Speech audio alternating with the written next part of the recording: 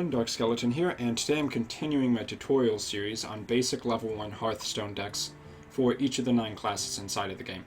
These decks only use cards that are available to each and every player as soon as you finish the tutorial and unlock the class you want to play. As such, no matter who you are, you can play these decks, and I recommend as a new player you give them a shot because they're pretty basic and you should have an easy time getting accustomed to them. And today's deck is going to be the Rogue. It's a class that has a hero power that gives you a weapon. A 1/2 dagger does 1 damage but has 2 durability, which means you can swing with it twice, and each time you do it's going to deal 1 damage.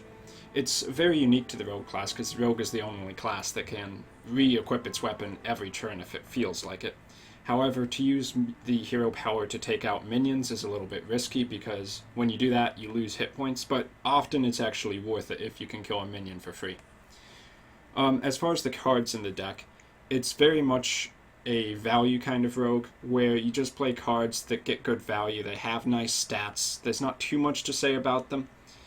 To play an aggressive rogue, you need to have a very specific set of cards that you just don't have in the basic set. And then the other kind of popular rogue, a miracle rogue, also requires very specific cards. But a value rogue can do it okay for itself, because when you have your minions on the field, you can supplement it with your dagger that you just keep re-equipping and controlling the board with that. So let's get into the card choices. First up, we have Backstab. Backstab is a very good rogue card that is slightly less good in this deck, because rogue as a class has many cards that have something called combo, where you have to play something first in order for the combo effect to trigger. The combo effects are often very strong because they have that prerequisite, and because Backstab costs 0 mana, it's great for comboing into the other cards that you have that require you to play something first. That said, even on its own, it's still pretty good because for free, it deals 2 damage to any undamaged minion. Very often this means you can kill a minion on the board and then still have mana left over to play your own minion, which is great for tempo and controlling the board, establishing a strong board presence, and that's actually pretty huge, so it's a good pick for the deck. Next up we have Deadly Poison. This is a card that you want to use in combination with your hero ability that gives you the dagger. Normally your dagger deals 1 damage and has 2 durability, but if you play Deadly Poison, the weapon you have currently equipped gains 2 extra attack. The ideal time to play it is when your weapon still has 2 or max durability, that way you get extra power out of the swings. In an emergency you could play it when it's down to 1 durability, but that won't get you as much bang for the buck as normal. But in general, using Deadly Poison to make your weapon have 3 attack just allows you to take out far stronger creatures. So it's a very good card, and you'll see it in most rogue decks. Next up we have Elvin Archer, 2 of them. And this is a card I've been including in a lot of these decks just because of its Battlecry effect, which allows you to deal 1 damage to any target on the field. Typically, you want to use this against enemy minions that only have 1 HP left. If you get a target on the field where you can kill it with your Elvin Archer, I recommend you do so. It's just so much value for 1 mana. In itself, it's a 1/1 creature, which isn't that impressive. It's actually very weak. But with the Battlecry effect, it's not bad, and it's a better choice than any of the other 1-drops that you get from the basic set. Next up, we have 1 Voodoo Doctor. Voodoo Doctor allows you to heal any target on the field, ideally one of your minions, by 2 hit points, and it also has 2 attack and 1 health for stats, which is okay, about what you'd expect out of a 1-drop. The Battlecry effect can be quite powerful. If you have a wounded minion and you heal it with this, then I would say Voodoo Doctor had got some significant value right there. One of the problems is that since it's a 1 mana creature, if you play it on turn 1, there's not going to be any targets for it. So really it's ideal if you draw into it later on and then play it on the end of a turn when you have 1 or 2 mana left. It's an okay card, but it's probably going to be one of the first you actually get rid of.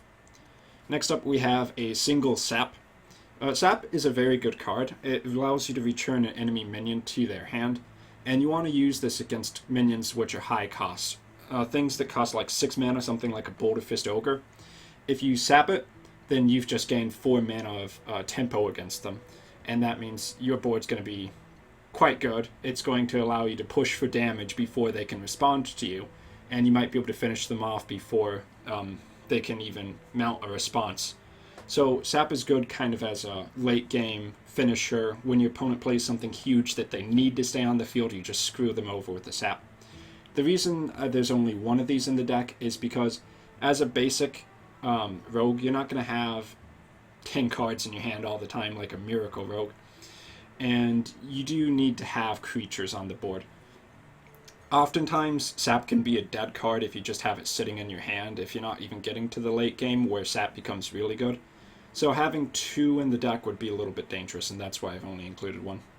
Next up, we have the Holy Acidic Swamp Ooze, a card I've been recommending a lot. And it's pretty good. I even use it in some of my own decks where I have all these legendaries and epics and that kind of thing, just because of its battlecry effect. It allows you to destroy your opponent's weapon, and that is really good, especially against the 4 classes, well, only against the 4 classes that have weapons, which are Shaman, Rogue, Warrior, and Hunter. Destroying your opponent's weapon is just extra value, and then it's already a 3-2, which is quite powerful on its own. Well, about average stats, but it's the stat lineup you want. 3 attack, 2 drops are very common, and when you combine that with the battlecry effect, it's a good card. Next up, we have a single Bloodfen Raptor. This is mostly just filler because there are not many good 2-drop cards. I only included 1 of them in this deck as opposed to 2 in many of the other decks because as a filler turn, you could just equip your daggers on turn 2, and that's not too bad.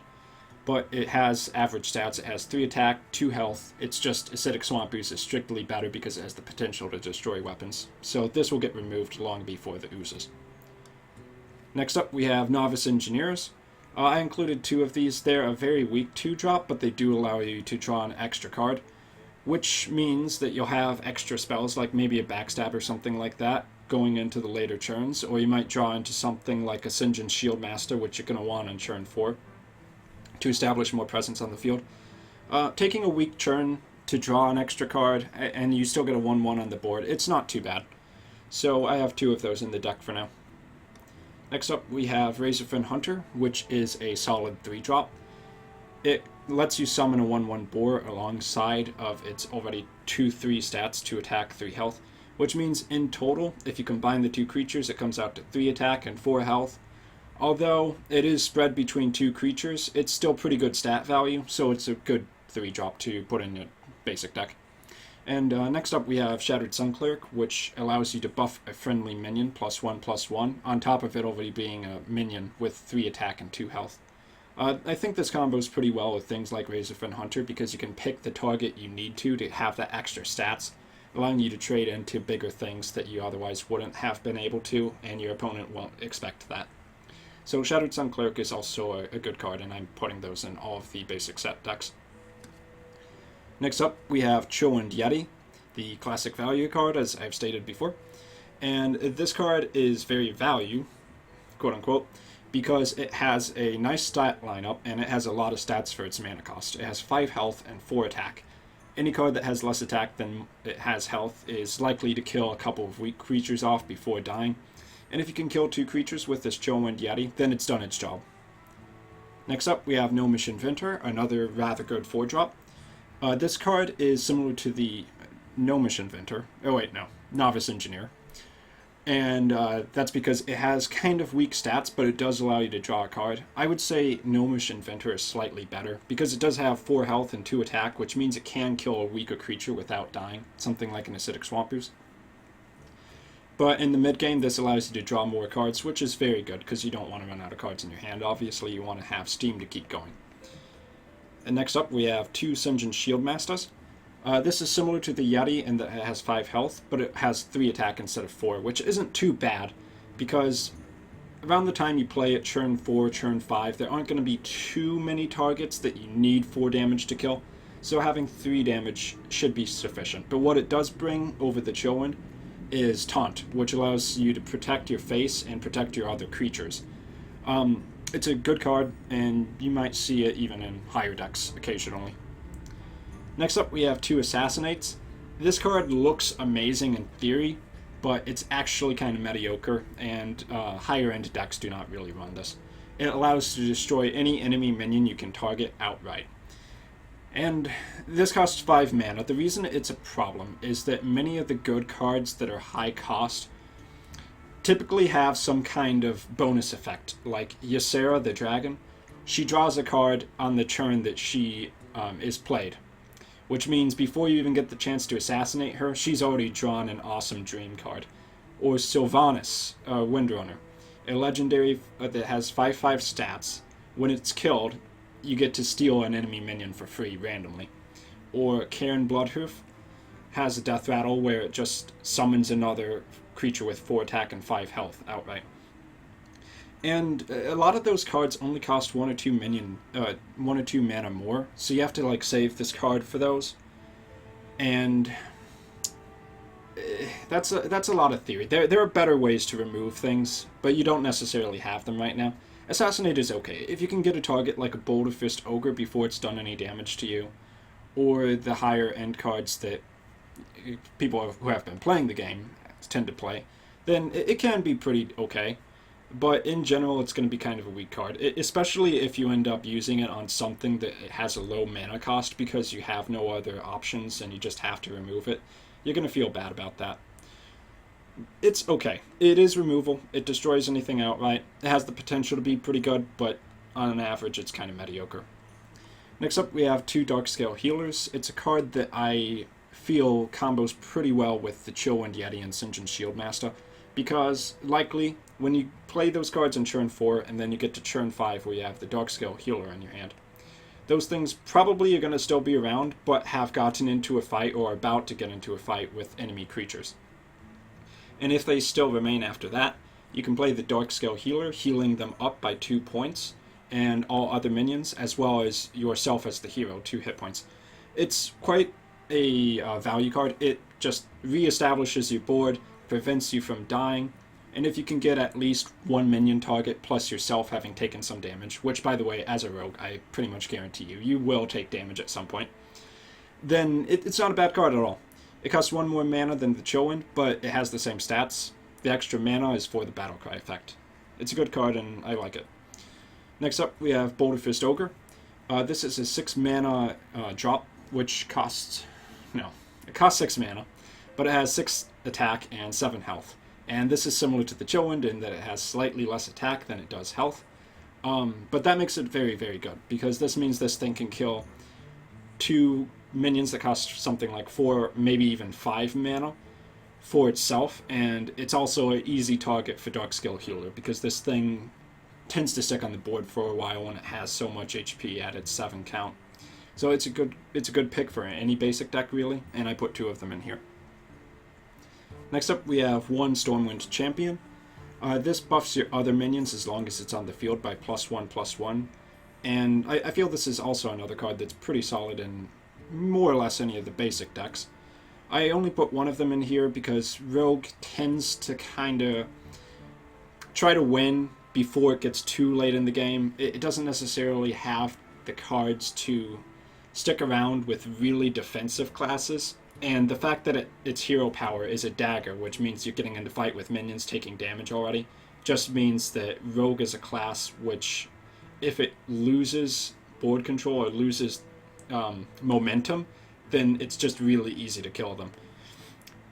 And how that applies to Stormwind Champion is that it's a high mana cost minion, and that means I put lower cost minions in the deck just because you don't want it to get to that point where you lose aggression. You want to be overwhelming your opponent as a rogue. That said, if you are successfully controlling the board and you have a few minions on the field, then Stormwind Champion is quite good, just because they're going to get the +1/+1 effect and be that much stronger. Its stats on itself are mediocre at 6/6, so typically you want to be able to play it into other minions. And I think you'll be able to do that with this deck that has just a ton of minions in it. So yeah, that's more or less the rogue. Just with this deck, you need to be board controlling. So kill your opponent's minions, don't let them survive, and rely on your 4 and 5 drops to get 2-for-1 trades. Try to keep your things as much as possible because you want them to be alive for Darkscale Healer. And in a couple days after I finish the other classes, I'm going to be making an update level 10 video for the rogue deck and all the other 8 classes.